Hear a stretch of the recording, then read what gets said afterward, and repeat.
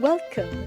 You're listening to Latin Waves with your hosts, Sylvia and Sylvia Richardson. Latin Waves is more than just hot rhythms. This is a show about community, about creating a culture that is inclusive and based on fairness. Because everyone deserves dignity, respect, and has something to contribute. A new world is possible, and it all starts with us. You're listening to Latin Ways, and your host, Sylvia Richardson. I am delighted to have our guest, Aviva Chomsky. Dr. Chomsky is an American teacher. She's a historian and author of many wonderful books, and also an activist. She's a professor of history and the coordinator of the Latin American, Latino, and Caribbean Studies at Salem State University. Thank you so much for being with us. Oh, it's a pleasure. Thanks for having me. I love that you've written a book about Central America's forgotten history, revolution, violence, and the roots of migration. Especially after pandemic, after a year pandemic where many people have been out of work, where we've faced the ravages of economic downturns that never got better since 2008. It's easy to look for for someone to scapegoat, our economic failures and perhaps a lot of the things that we have. And in the past, that usually had fallen on the migrants who come to the States. But there's very little known about what caused their having to leave their country. So can you paint a picture of the role the United States has had in not only drafting, but imprinting the fate of many Latin Americans, and particularly Central Americans, who are now migrants and refugees in many countries? Yeah, it's interesting to note that the countries where the United States has been the most deeply involved over the last 2 centuries, which is basically Mexico, Central America, and the Caribbean countries, are the countries that are sending the largest numbers of migrants to the United States. And that's actually kind of a global pattern. That is, if you look at migration into Europe, it's predominantly people from Europe's former colonies. People from France's former colonies are going to France. People from Britain's former colonies are going to Britain. So you really see that these waves of migration, post-World War II migration, Cold War and post-Cold War migration, very closely follow the trails of colonialism, of centuries of colonialism. We don't generally think of the United States as a colonial power, but our relationship with Mexico, Central America, and the Caribbean has really been a colonial relationship. So as a colonial relationship, it has been an extractive relationship where U.S. companies are taking land and forcing people to work for them in order to make profits and extract resources from the countries. And if any Central American, Caribbean country has decided to challenge that, the United States has not hesitated to use its military to move in and enforce it. Now, in the post-World War II period, supposedly it's been the period of decolonization when the former colonies, especially in Africa and Asia, gained their independence.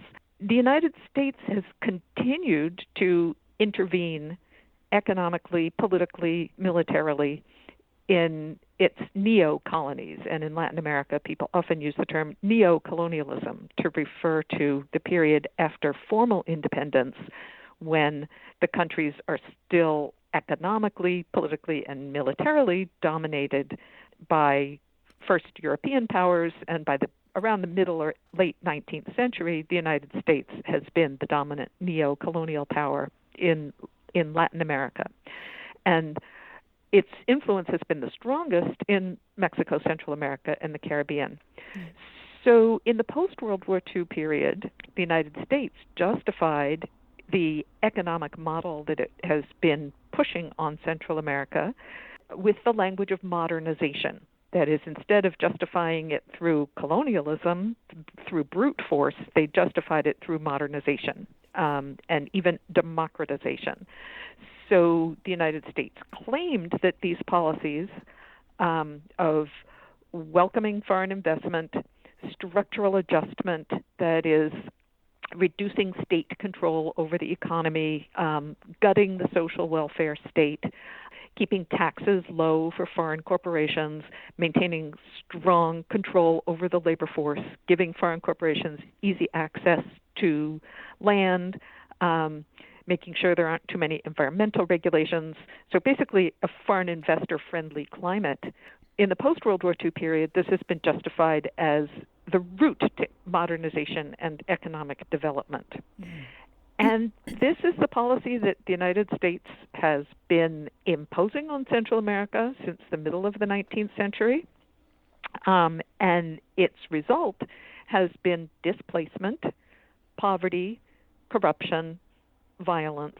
And it's really kind of ironic to hear Joe Biden and Kamala Harris talking about the root causes of migration as being poverty, violence, and corruption, because what they forget is that poverty, violence, and corruption also have root causes.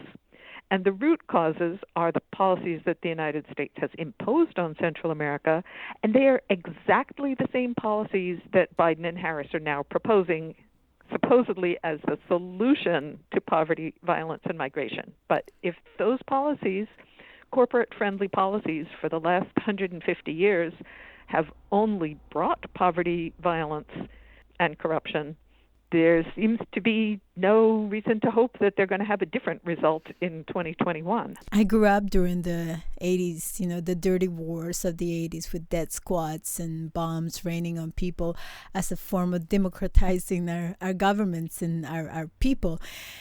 To speak of empire at dinner tables is very unpolite. People don't want to talk about that. And we don't want to talk about living in the belly of empire. Most of us don't think that we live within an empire. We think that the U.S. is a democratic country. We think that Canada is a broker of peace. But I wonder if you could talk a little bit about how the act of hegemony, gets enforced, because neoliberalism has been a way of forcing people to adapt to a way of being and seeing where all our health care is privatized, our education is privatized, our communication systems have been privatized. And this is so-called modernizing and creating more options for people. But for those of us who have suffered the democratization process, we only see more hunger. In the case of El Salvador, 50% unemployment is the reality today. The gangs that have developed as a result of death squads who became unemployed after the peace accords were signed are among some of the deadliest, right, in the region. And so can we talk about the connection between hegemony and empire, and also the so-called tools or structures that are used to sustain it? So, first of all, I would say that if people in the United States and Canada don't think of their countries as empires, it's because they've never learned their country's history. That is, the United States was founded as an empire and has, from the very day it became independent, been an expansionist empire based on conquest, domination, displacement, removal of indigenous people. So if you look at a map of the 13 colonies in 1776 and look what happened in the century following 1776, how can you say that the United States is not an empire? I hope that you can visualize this map of the 13 colonies versus what happened in the 100 years after independence. It was imperial expansion, territorial expansion. We like to call it with euphemisms like manifest destiny, westward expansion, to make it sound like something kind of normal and natural rather than violent, bloody conquest, displacement, extermination, genocide. So empire is built into the DNA of the United States. So that's where we need to begin in terms of understanding the United States and Canada as empires. But you asked specifically about what are some of the tools in the 21st century, and in a lot of ways, they haven't changed a lot. Like if you go back to the 19th century, the way the U.S. empire is spreading into Central America is not all that different from the way it's spreading into the conquered territories in the western United States. That is, it is imposing white supremacy it is imposing corporate-friendly policies. So if you look in Central America, the idea is that Central America will be a provider of primary resources controlled by U.S. corporations for the profits of U.S. corporations and for the benefits of U.S. consumers. So in the 19th century, that starts with the United Fruit Company, based here in Boston, my hometown, which takes over significant portions of Central America's territory. If you read one of the United Fruit Company books that was published in the 1920s, it's called Conquest of the Tropics. And it's about how the United Fruit Company went about imposing its hegemony on so much of Central America. Coffee production was not so much in the hands of U.S. investors, but the coffee was primarily exported to the United States. And the financing, also a lot of it came from the United States. So a lot of the profits, and this also just shows how U.S. corporations are actually quite closely allied with Central American elites. That is, you've heard of the 200 families in El Salvador who own all of the land and control all of the economy. Yes, and it's an export economy based on their relationships with U.S. importers, with U.S. bankers. Go back to 1906 and the Roosevelt corollary. This is Theodore Roosevelt to the Monroe Doctrine. Roosevelt said, if a country maintains order and pays its obligations, they have nothing to fear from the United States. But what if it doesn't maintain the kind of order that U.S. investors want? What if it doesn't pay its obligations, that is, its debts to U.S. corporations and U.S. banks and U.S. financiers? Then the United States invades. So the first half of the 20th century sees U.S. actual invasions and occupations and military rule in Haiti, in the Dominican Republic, in Nicaragua.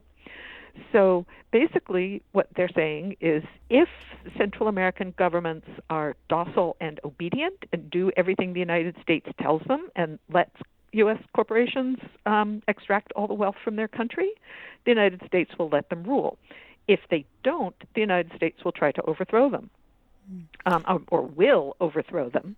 And that was really the policy until the United States failed in 1961 in Cuba, what the Cubans call la primera derrota del imperialismo yanqui en el hemisferio. The first defeat for U.S. imperialism in the hemisphere was the U.S. defeat at the Bay of Pigs in Cuba.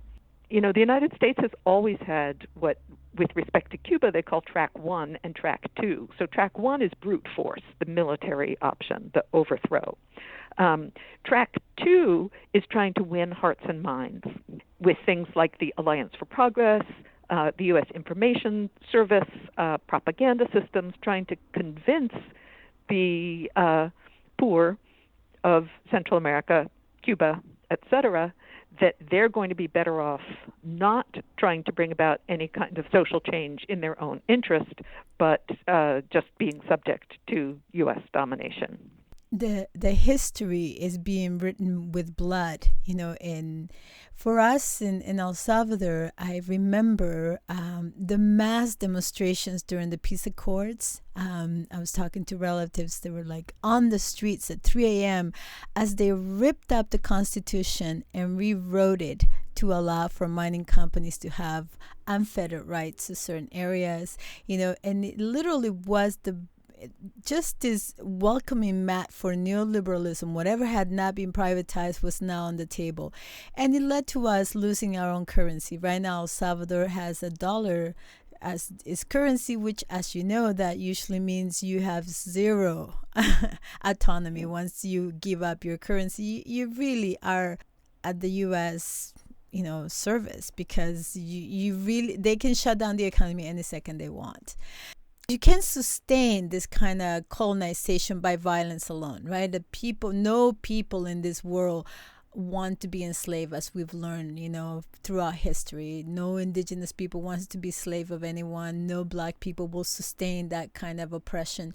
There's latent fires everywhere where people are ready to rise up, and we see it today, in Venezuela. There's struggle of the people of Venezuela to keep their government and to keep their autonomy to choose who they want as their government. You see it in Bolivia, you see it in so many parts of Latin America.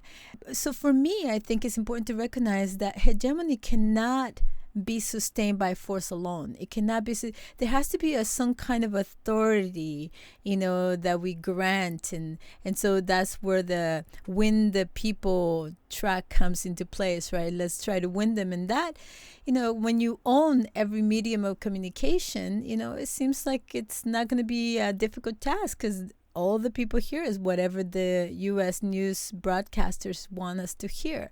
But that hasn't been successful, and let's talk about the reasons why people continue to rebel despite the violence, despite the constant aggression, and why U.S.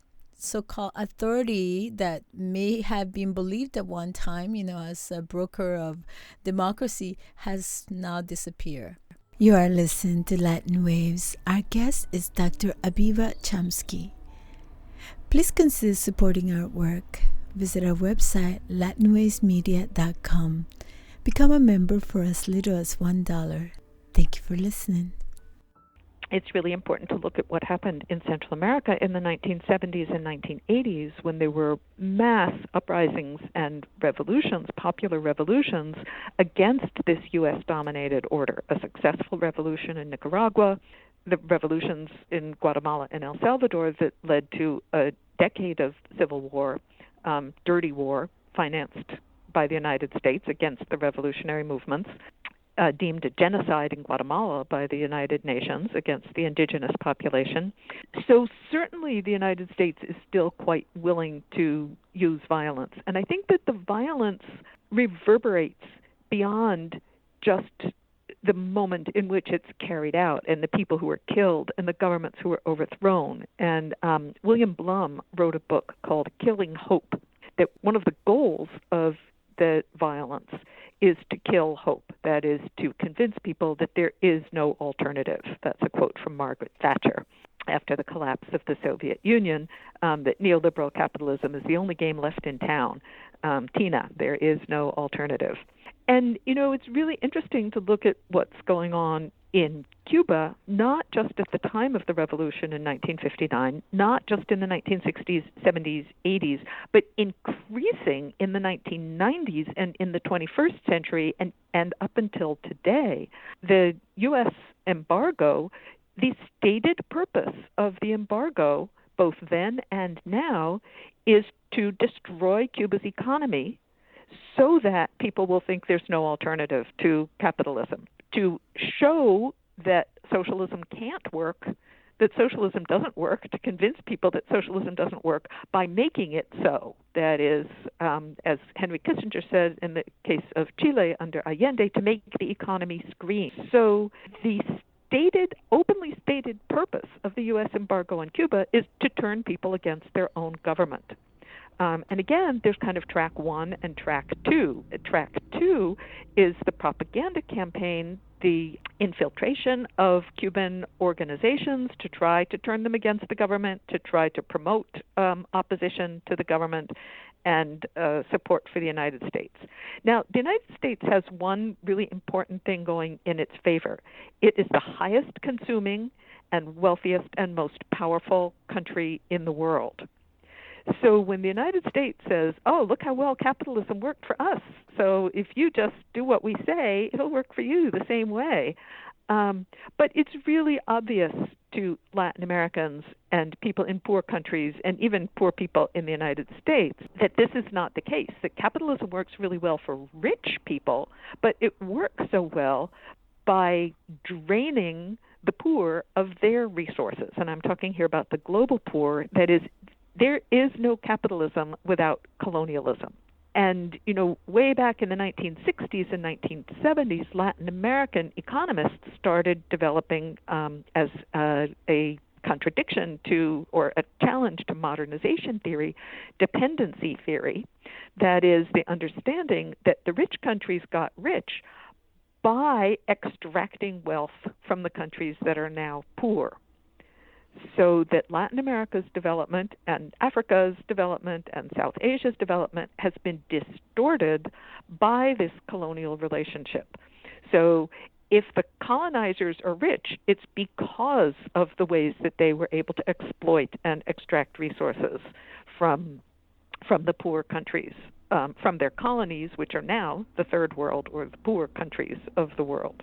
So no country is completely united that we can say, like, everybody in this country thinks one thing. No group of people, no voting bloc, no anything. But certainly there are many voices in Latin America. There are many voices in Latin America that just think either there is no alternative, or look how well capitalism works because it worked in the United States. That's what the United States wants people to think. That's what they expend huge amounts of weapons and propaganda on trying to make people think. Either there is no alternative, or look how well things work in the United States. I also think that it's very intriguing how the very victims then are made to bear the shame of the failure of their countries and think like, oh, we're escaping our corrupt governments. There's so much corruption, as if it's a natural thing that grows in that country.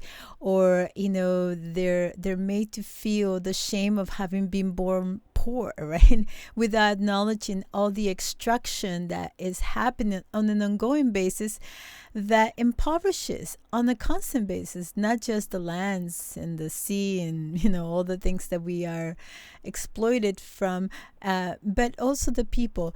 Can we, as we come into the end, I wonder if you could talk about the kinds of movements that have maybe given you hope within Latin America, because despite having the boot of imperialism on our neck and being so close to the violence and having the violence constantly reverberating, as it's a case of the recent coup in Honduras in 2008, the ongoing violence that we face with embargoes to Cuba and, the blockades and sanctions against Venezuela, we feel it all the time. There's always a constant fear that this too could happen to you. There has been some social movements that I think are worthy of note. And I wonder if you could talk about what those are for you and how they keep you inspired and hopeful that we can transform our societies. I was talking about the revolutionary movements in Central America in the 1970s and the 1980s, and those came not only from poverty, repression, exploitation, they also came from conscientization, concientización. So, I think that conscientization is kind of the missing link in what you were just talking about, in terms of people just accepting the propaganda they hear from the United States versus processing it critically and having tools to analyze why are we poor. So I think there's a lot of that going on around Latin America, totally in contrast to what the United States was trying to impose. We have had the election of socialist and left-wing governments throughout Latin America. We have popular movements everywhere in Latin America protesting against neoliberalism, against the takeover of their lands by foreign corporations. We have indigenous movements and peasant movements. And, right now in the era of climate change, I think that a lot of these movements have the hope of resonance far beyond their borders. Talk about consciousness raising. Like, a lot of that has to go on in our wealthy first world countries too. But I think that climate change is really pushing us to acknowledge that, this model of development isn't working out so well, and maybe we can't do it. I love that you call it consciousness raising. In the academy, people call it critical thinking and critical theory. And, we have a lot of people who think that, critical thinking is debate, right? But for us in Latin America, being able to be curious and inquire and try to create a new way of being, living, in a way that we can coexist well, it means taking care of everybody. Is it in the service of people? How will it help? Not just knowledge for knowledge's sake, but rather a way to create a society where all beings are respected and have justice. Thank you for the beautiful history you have written, Central America's Forgotten History, Revolution, Violence, and the Roots of Migration is a wonderful primer. What's your latest book, by the way? I know you just written another book, and I would love our audience to know about it. The Central America book came out in April, and another book also came out this past April that I am co-editor of, called Organizing for Power, Labor in 21st Century Boston. And I have another book in the works that's going to be published next April, also by Beacon Press, who published the Central America book, called Science is Not Enough, 40 Critical Questions About Climate Change. Wonderful. Oh, you are so amazing. Thank you so much for all that you do. And on those days when, it just feels like the struggle is so much to bear, what keeps you excited and inspired to keep going? Writing. Wonderful. Figuring things out, Yes. like my own personal process of consciousness raising. But I just get so angry when I hear and read these kinds of unquestioning defenses of the way the world is. And so that challenge of figuring out, okay, what's wrong with that and how can I explain it in the ways that people can understand? That's beautiful. Thank you so much for being with us, and thank you for the gift of your writing and for making history so accessible to everyone, to people that want to learn and decolonize their mind. Because I think for me, colonization has been a kind of domestication to accept violence as a normal occurrence, to accept injustice as a way of being. And so I think to decolonize means to unlearn the ways we co-create and continuously sustain, colonizing ways. So thank you again for all that you do and for being such a wonderful leader and a guide for many of us. Thank you. Oh, thank you so much, and thanks for having me on your show. Take care. Thank you again. Bye-bye. Bye-bye. Thank you for listening to Latin Waves. Latin Waves is an independently produced syndicated radio program made available for free to campus and community radios, and also to the world at latinwavesmedia.com. Please visit the website to hear previous shows, hear about upcoming events, and consider becoming a member for as little as $1 per month.